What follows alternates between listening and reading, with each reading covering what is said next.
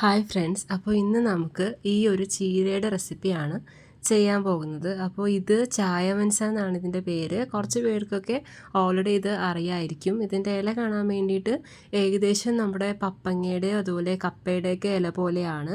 നമുക്ക് വെച്ച് പിടിപ്പിക്കാനൊക്കെ വളരെ എളുപ്പമാണ്. നമ്മൾ ഓരോ കൊമ്പ് മൂത്ത കൊമ്പ് നോക്കി ഒടിച്ച് കുത്തുവാണെങ്കിൽ അത് നന്നായിട്ട് പിടിക്കും.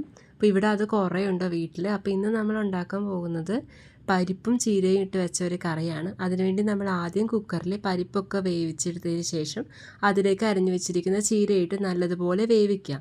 ഇത് വേവിക്കുമ്പോൾ ഒരു കാര്യം ശ്രദ്ധിക്കേണ്ടത്, നല്ലതുപോലെ വേവിച്ചില്ല എന്നുണ്ടെങ്കിൽ ഇതിലെ വിഷാംശം നമുക്ക് ബാധിക്കും. അതുകൊണ്ട് നല്ലതുപോലെ വേവിക്കുക. അതിനുശേഷം അതിലേക്ക് നമ്മൾ സവോള, പച്ചമുളക്, വെളുത്തുള്ളി ഒക്കെ ഇട്ട് വേവിക്കണം. എന്നിട്ട് നമ്മൾ വെളിച്ചെണ്ണ ഒഴിച്ച് അതിലേക്ക് കടുകും പൊട്ടിച്ചതിന് ശേഷം അതിലേക്ക് മുളക് പൊടിയും മഞ്ഞൾപ്പൊടിയും ഇട്ടിട്ട് നന്നായിട്ടൊന്ന് മിക്സ് ചെയ്തെടുക്കുക. എന്നിട്ട് നമ്മൾ ഓൾറെഡി വേവിച്ച് വെച്ചിരിക്കുന്ന ഈ ചീരയും പരിപ്പും എടുത്തിട്ട് ഈ ചട്ടിയിലേക്ക് ഇട്ട് നന്നായിട്ട് മിക്സ് ചെയ്തെടുക്കുക.